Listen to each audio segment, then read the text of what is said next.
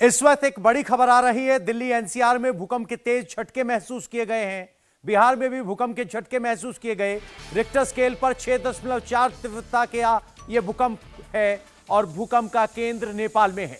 नोएडा, गुरुग्राम में भी भूकंप के झटके महसूस किए गए हैं। महाराजगंज से भी भूकंप के झटके महसूस किए जाने की खबर है। प्रयागराज में भी भूकंप के झटके महसूस किए गए। गोरखपुर और मिर्जापुर में भी भूकंप के तेज झटके महसूस किए गए। आपको बता दें कि इस भूकंप का केंद्र नेपाल में है और इसी की वजह से यूपी, बिहार, दिल्ली एनसीआर में भूकंप के झटके महसूस हुए। 11:32 पर यह भूकंप आया है और इस भूकंप का केंद्र नेपाल में है। तीव्रता रिक्टर स्केल पर काफी ज्यादा है, इसीलिए इसका दायरा भी काफी बड़े इलाके में महसूस किया गया है। दिल्ली एनसीआर के अलावा बिहार और यूपी में भी झटके महसूस किए गए हैं और रिक्टर स्केल पर इसकी तीव्रता 6.4 है, जो बताता है कि यह खतरनाक स्तर है। केंद्र नेपाल में है। अभी फिलहाल किसी तरह के जान माल के नुकसान की खबर नहीं आई है, लेकिन लोग जरूर सचेत होकर सड़कों पर आ गए जैसे ही भूकंप के झटके महसूस हुए। नोएडा में, गुरुग्राम में, गोरखपुर में, महाराजगंज में, बिहार के पटना में लोग सड़कों पर नजर आए।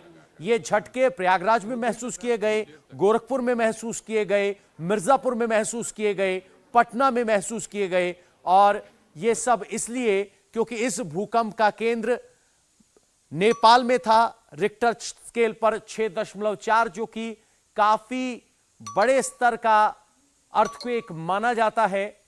पिछले कुछ दिनों में लगातार इस तरह के भूकंप आ रहे हैं। दिल्ली एनसीआर की अगर हम बात करें तो दिल्ली एनसीआर जोन 4 में आता है, जो कि सेस्मिक जोन के हिसाब में। आपको लोगों की बातें सुनवाते हैं किस तरीके से उन्होंने नोएडा में भूकंप के झटकों को महसूस किया और किस तरह से लोग खौफ में आ गए। इकट्ठे थे बाहर, वो भी बोले भूकंप आया, भूकंप आया। फिर उनसे पूछा, हार्ट बीट भी काफ़ी तेज़ हो गई थी ये सूचना देख के, और फिर काफ़ी ज़्यादा वैसा माहौल हो गया था भूकंप के मारे की, मतलब डर वाला माहौल क्रिएट हो गया था। भूकंप काफ़ी तेज़ी था मेरे ख्याल से, बहुत ज़्यादा था। मेरा नाम निखिल है। लेकिन ये भूकंप आया था, कैसा महसूस हुआ? हाँ, मैं अभी ऑफिस से आया हूँ, हाथ पैर धो के मैं खाना खाने बैठा था। तो जैसे मैं अजीब सा लगा, मुझे फील हुआ भूकंप जैसे आ रहा, तो फिर ऊपर पंखा की तरफ देखा मैंने। जब पंखा की तरफ देखा तो पंखा हिल रहा था। तो मेरा साथ बच्चों सो रहा था, तो बच्चों को तुरंत उठाया, मिसेस को उठाया, बोला बाहर चलो, भूकंप ऐसा रहा। फिर उतना सेकंड पे फिर 2-3 बार मुझे आइडिया हो गया भूकंप पर। जैसे मैंने बाहर आया तो जैसे लग रहा है फील्ड हो रहा, हाँ चारों तरफ हल्ला हो रहा और मोबाइल मैसेज भी आ गया, भूकंप हो रहा। ये झटके सिर्फ दिल्ली एनसीआर तक नहीं बल्कि यूपी और पूरे बिहार तक है। इस भूकंप का केंद्र नेपाल में है। रिक्टर स्केल पर 6.4 इसकी तीव्रता है, जिसकी वजह से दिल्ली एनसीआर, उत्तर प्रदेश और बिहार समेत एक बड़े भूभाग पर भूकंप का झटका महसूस किया गया और लोग अपने घरों को छोड़कर सड़कों पर आ गए। ये तस्वीरें आप देख रहे हैं, आपके स्क्रीन पर नोएडा से तस्वीरें हैं। कुछ पंखे आपको हिलते हुए दिखाई दे रहे हैं। चूंकि इस भूकंप का केंद्र नेपाल में था, इसीलिए गोरखपुर, पटना, बिहार या कहें कि पूर्वी उत्तर प्रदेश में काफी इसकी तीव्रता महसूस की गई। आपको बता दें, नोएडा, गुरुग्राम के अलावा महाराजगंज में झटके महसूस किए गए, प्रयागराज में भूकंप के झटके महसूस किए गए, गोरखपुर में भूकंप के झटके महसूस किए गए और यही असर मिर्जापुर में भी देखने को मिला। और भूकंप के झटके इतने तेज थे कि लोगों को देर रात होने के बावजूद इस बात का एहसास हुआ और लोग सड़कों पर उतर आए। सुरक्षित बिल्डिंगों से बाहर निकलते हुए यहां लोगों को देखा गया। आपको बता दें कि इस भूकंप का केंद्र नेपाल में है और ये दिल्ली की तस्वीरें आपके स्क्रीन पर, जब लोग भूकंप के झटके को महसूस करने के बाद सड़कों पर बाहर आ गए। 6.4 रिक्टर स्केल पर फिलहाल किसी भी जान माल के नुकसान की कोई जानकारी नहीं है, लेकिन उत्तर प्रदेश, बिहार और दिल्ली में एहतियातन लोग अपने घरों से भूकंप के झटके महसूस करने के बाद बाहर निकल आए। और ये 3 तस्वीरें आपके स्क्रीन पर, भूकंप का केंद्र नेपाल में। और हमारे सहयोगी मनीष प्रसाद हमारे साथ जुड़ गए हैं।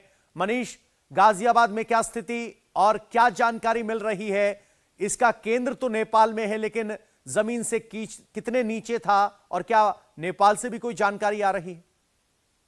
पवन, पहले तो हम आपको नेपाल की स्थिति बता दें। जो नेपाल के औपचारिक तौर पर ये कहा गया है कि 6.4 जो इनका एपिसेंटर था और उसके आसपास का जो पूरा एरिया है वो अफेक्टेड है। हालांकि जो नेपाल गवर्नमेंट है उसे कैलकुलेट कर रही है। हम इस समय गाजियाबाद में हैं। गाजियाबाद के वैशाली में 4 मंजिला इमारत और हाई राइज बिल्डिंग्स हैं। यहाँ के जो स्थानीय लोग हैं वो बाहर आ गए। जब भूकंप आया तो क्या स्थिति थी, कैसे आप लोग नीचे उतरे? मैं तो बिस्तर पे थी, बिस्तर पूरा हिलने लगा। फिर उसके बाद हमने उठकर देखा तो पंखे हिल रहे थे, सारे झूमर हिल रहे थे। फिर हम लोगों ने फटाफट सबको उठाया, सबको बोला चलो चलो बाहर चलो। हम लोग डर से फिर नीचे सीढ़ियों से फिर जल्दी जल्दी नीचे उतर कर बाहर आ गए। आप कौन से फ्लोर पे रहते हैं? क्या स्थिति थी जब ये भूकंप आया? तो मैं 4th फ्लोर पे रहता हूँ और एकदम से जैसे भूकंप आया, I was having dinner that time. खाना खाते खाते एकदम से छोड़ के मुझे नीचे आना पड़ा, तो मैं फिर फैमिली को, परिवार में छोटे बच्चे हैं, बुजुर्ग हैं, कितनी मुश्किलें हुई उस समय और कुछ समझ में आ रहा था क्या हुआ, क्या सिचुएशन है? बिल्कुल, ये तो समझ में आ रहा था कि भूकंप आ गया, इसलिए मैं सबको लेके नीचे आया। पंखे हिल रहे थे, हम लोग भाग के जल्दी से नीचे आए सीढ़ियों के थ्रू। जब यहाँ पर पवन ये जो स्थिति है आप देखें तो ये 4 मंजिला इमारत है, हाई राइज बिल्डिंग्स हैं, आसपास स्थिति बहुत ज्यादा खराब थी। घर के परिवार के लोगों को कैसे निकाला, क्या सिचुएशन थी? बिल्कुल सबको उठाया, उठा के फटाफट बोले नीचे आइए। काफी फील हुआ इस बार, काफी तेज था, मतलब स्ट्रांगली। कितने टाइम तक आपको लगा? क्योंकि अमोन जब भी भूकंप आता है तो जो पैरामीटर्स हैं रिक्टर स्केल पे वो कम होता है, लेकिन इस बार ये 6.4 नेपाल में था, इसका असर यहाँ पर भी देखने को मिला। बिल्कुल, यहाँ पे भी काफी तेज था और जिसकी वजह से हमने कहा कि ज्यादा देर रुकना सही नहीं समझा। हमने सबों को कहा कि फटाफट बाहर निकलो, क्योंकि हमारा ड्राइंग रूम में ना गणेश जी रखे थे, वो काफी तेज तेज हिल रहे थे। इस वजह से हमने कहा नहीं ये तो काफी ज्यादा लग रहा है, इसलिए हम फटाफट सीढ़ियों से नीचे आ गए। अच्छा, आप स्टूडेंट हैं, क्या स्थिति थी जब ये भूकंप आया उस दौरान? वैसे तो मैं सोने के था, सो ही रहा था, लेकिन अचानक से बेड इतने जोर से हिलने लगा था। फिर मैंने देखा तो पंखे भी और वो सब भी इतने जोर से हिलने लगे थे, काफी देर तक हिल रहे थे। मेन ये बात थी, शॉर्ट टाइम के लिए भी नहीं था, बहुत लॉन्ग टाइम के लिए था, इसलिए और ज्यादा डेंजरस हो सकता। अगर आप पवन देखेंगे तो मेरे पीछे भी यहाँ पर जो स्थानीय लोग हैं वो अपने घरों से बाहर निकले हुए हैं और स्थिति ऐसी है कि हर कोई बस ये सोच रहा है, क्योंकि सेटल डाउन होते हुए काफी टाइम लगता है, करीबन 10 से 15 मिनट का एनडीएमए के द्वारा भी कहा गया है कि 30 मिनट तक जो बड़ी बड़ी इमारतें हैं उससे बाहर निकल के वो खुले एरिया में, सुरक्षित एरिया में आए। इसीलिए जो यहाँ के स्थानीय लोग हैं गाजियाबाद के, वो अपने घरों से बाहर हैं और जो अब जो औपचारिक तौर पर जो सूचना आ रही है उसके मुताबिक जो ये सेटल डाउन होने का वो इंतजार कर रहे हैं ताकि दोबारा से अपने घरों में जा सके। लेकिन टेंशन हो गई थी ये देखकर, ऐसी सिचुएशन देखकर। हाँ बिल्कुल, हम लोग घबराहट हो रही थी, इसलिए हम लोग जल्दी जल्दी सीढ़ियों से नीचे आ गए और डर भी लग रहा था। नीचे आने के बाद भी ऐसा लग रहा था कि सड़क पे भी ऐसा लग रहा था कि पैरों में महसूस हो रही थी कि मतलब हिलने की, वो मुझे ऐसा लग रहा था कि अभी भी भूकंप अभी रुका नहीं है, ऐसा लग रहा था। तो थोड़ी सी भय तो अंदर से होती ही है। अच्छा, परिवार के लोगों को कैसे निकाला आपने? क्योंकि सीढ़ियां हैं, निकलते हुए लिफ्ट का सहारा नहीं लिया, सब लोग पैदल पैदल धीरे धीरे सीढ़ियों के थ्रू आए थे और चलते टाइम भी हमें फील हो रहा था कि भूकंप काफी तेज है और स्टिल हम अभी यही है, क्योंकि फिर से जाता है तो बाहर ही। अच्छा, डर और खतरा दोबारा लग रहा है आपको, लेकिन घबराने की कोई जरूरत नहीं है इसमें। घबराने वाली कोई बात नहीं है, बट लगता है कि दोबारा आएगा वापस एकदम से ऊपर जाना, थोड़ा सा सतर्क रहने के लिए हम लोग सारे इसलिए। तो और ये अभी की सिचुएशन है पवन, जहां पर स्थिति को सामान्य होते हुए लोग देखना चाहते हैं, लेकिन एक जिस तरीके से रिक्टर स्केल पे इसकी जो पैरामीटर थे 6.4 था, तो उसी के हिसाब से जब ये सेटल डाउन हो इसी का वो इंतजार कर रहे हैं। और आधे घंटे का जो बफर टाइम एनडीएमए के द्वारा भी कहा गया है हर बार, इसी को देखते हुए सभी लोग इस समय अपने घरों को छोड़कर नीचे की तरफ हैं, खुले इलाके पर हैं, ताकि अगर दोबारा से कुछ होता है तो उसको जल्द से जल्द वो पहले सेटल डाउन हो सके। एक और बात जो नेपाल से हमें जानकारी मिल रही है, नेपाल के जो इस समय एडमिनिस्ट्रेशन के लोग हैं और साथ में नेपाल गवर्नमेंट ने एक अपने हेल्पलाइन नंबर इशू किए हैं, उसके साथ साथ उन्होंने इस बात को भी कहा है कि जो काठमांडू या फिर लुकला या उसके आसपास का जो एरिया है, वहां पर जो इसका मेन केंद्र बिंदु था, जिसकी वजह से जो इमारतें हैं उनको नुकसान ना पहुंचे, इसीलिए वहां के लोकल एडमिनिस्ट्रेशन को कहा है कि उसको वो इवैल्यूएट करे। लेकिन दिल्ली में इसका असर काफी ज्यादा था। दिल्ली एनसीआर में जब भूकंप के झटके आए तो उसके बाद जो यहाँ के स्थानीय लोग हैं वो इस समय सड़कों पर है। पवन, तो लोग स्थानीय सड़कों पर हैं। आफ्टर इफेक्ट्स या कहें आफ्टर शॉक्स का डर अभी भी है, इसी वजह से लोग अपने घरों में वापस नहीं लौट रहे हैं। सड़कों पर अलग अलग स्थानों से तस्वीरें आ रही हैं ये तस्वीरें आप गाजियाबाद से देख रहे हैं, जहां लोग अपने घरों से बाहर आ गए हैं। ये भूकंप 11:32 पर आया था और इस भूकंप का केंद्र नेपाल में था। रिक्टर स्केल पर 6.4 का यह भूकंप था, जो कि तीव्र गति का भूकंप माना जाता है, काफी सीरियस भूकंप माना जाता है। हालांकि नेपाल से अभी इस तरह की कोई जानकारी सामने नहीं आई है कि क्या स्थिति है। उसका बाद देखते हैं क्या मैंने होता है। भी फटाफट कॉल किया अपने बच्चों को कि क्या हो रहा है, सच में बस नहीं आ रहा है या। आरती मेरा नाम है। जी, आपका नाम बताइए। आरती जी मैम, क्या कुछ मैं बेड पे लेटी हुई थी, एकदम बेड ऐसे ऐसे तेज से हिलने लगा। मैं एकदम, मैं सिस्टर बराबर में सो रही थी, उसके मैंने पैर हिलाया जोर जोर से कि बहन वो भूकंप आ रहा है लगता है। बस फिर हम एकदम से बालकनी में निकल आए, इधर पूजा, इधर सारे एकदम शोर हो गया, चारों तरफ से शोर हो रहा था। फिर हम बालकनी में खड़े हुए, वहाँ देखा हमने। कुछ मिनट बीत चुके हैं, लेकिन हम देख रहे हैं कि आप बात भी ताज़ा है वो आपके सामने। और अब कितनी देर तक आप लोग रुके रहेंगे फिर यहाँ पर? हाँ, 5-10 मिनट तक बात करें।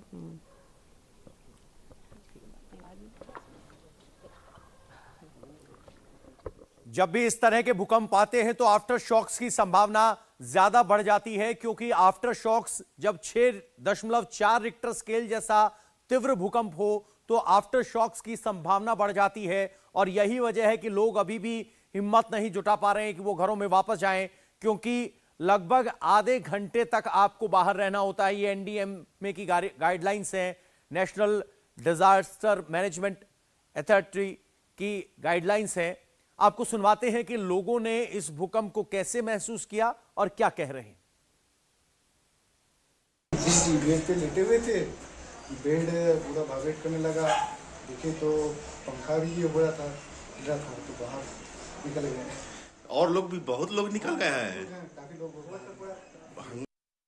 हाँ, बिल्कुल हुए। एक्चुअल में हुआ ये कि मैं अभी टीवी देख रहा था घर पे। टीवी देखते देखते अचानक ही क्या हुआ, अचानक ही चक्कर सा आया माइंड में। तो मैं सोचा क्या हुआ अचानक, क्या। और ऊपर से जो दीवार होता है ना, दीवार हल्का सा पपड़ी सी चढ़ी। तो मैंने टीवी ऑन किया, टीवी ऑन के चेक करा कि भूकंप का सूचना आया हुआ है। तुरंत ही मैं घर से बाहर निकला। बाहर निकल के जब देखा कि बहुत सारे लोग भी इकट्ठे थे बाहर, वो भी बोल रहे भूकंप आया, भूकंप आया। फिर उनसे पूछा, हार्ट बीट काफ़ी तेज़ हो गई थी ये सूचना देख के।